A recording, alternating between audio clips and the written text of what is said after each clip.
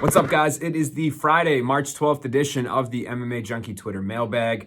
Really appreciate everyone that sent in questions this week. We got a bunch, even though tomorrow night's card might not be the highest profile. There's still a lot to talk about, so let's just jump right into it. All right, question number one comes from Combat Sports 10. Does Belal deserve a title shot if he beats Leon?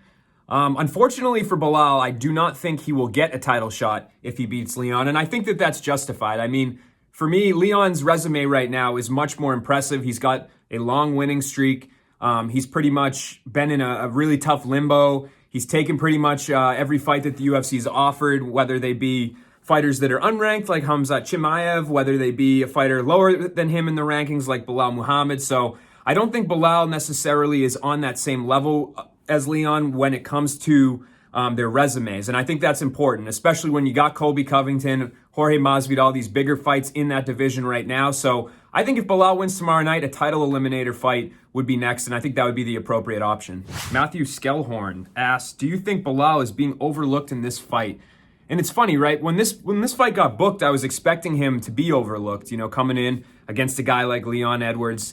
You would have thought that he would have been counted out, but I actually think he's received a lot of respect from the public, from other fighters. You heard Kamaru Usman talking about him recently, saying that he's somebody that Leon Edwards has to take very seriously. So I actually think he's been getting a good amount of respect, and I think right now he's sitting at a little less than a 3-1 underdog, which, okay, maybe he deserves a little bit more respect there, but overall, I think that the MMA community has embraced Belal and him stepping up and taking this fight. Next question comes from my man Zane Bando.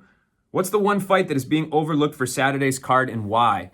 I think the flyweight fight is being grotesquely overlooked. The one between Mateus Nicolau and Manel Kape. I mean, both these guys are top 10 fighters in my opinion. Nicolau not getting the respect that he deserves because of his UFC departure, because of the fact that he's been away from the organization. But he was cut based on the flyweight purge. He wasn't cut because he lost some fights or whatever. They thought they were getting rid of that division. That's why he was gone.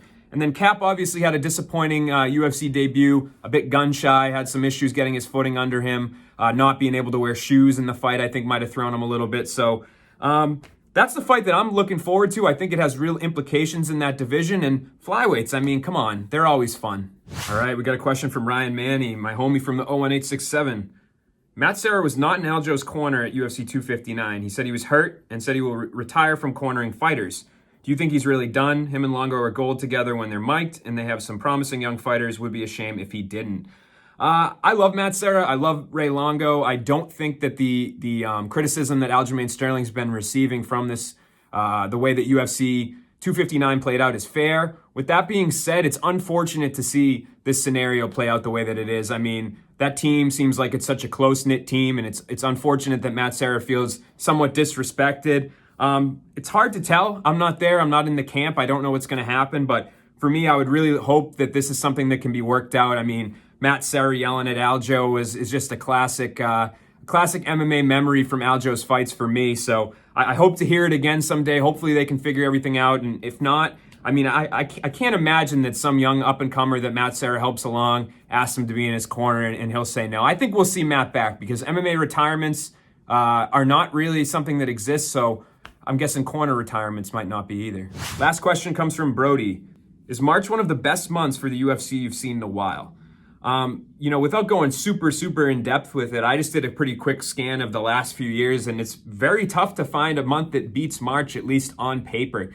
I mean, the last UFC pay-per-view, UFC 259, there were 3 title fights. Between the 6 fighters that were competing in those title fights, there were 5 titles that were held by those fighters. Currently, you got 2 more title fights coming up at the end of the month with Stipe Miocic versus Francis Ngannou, a phenomenal rematch, as well as the highly anticipated showdown between featherweight champ Alexander Volkanovski and Brian Ortega. You sprinkle in a couple of fight nights, tomorrow night's fight, Muhammad versus Edwards, and Kevin Holland versus Derek Brunson next weekend, as well as pretty stacked undercards for the pay-per-views. I mean, you're very hard-pressed to find a better month than March 2021 in the last few years, at least that I can remember off the top of my head. So hopefully this is a sign of things to come. 2021, I'm excited about the fights that are ahead, especially in the coming weeks.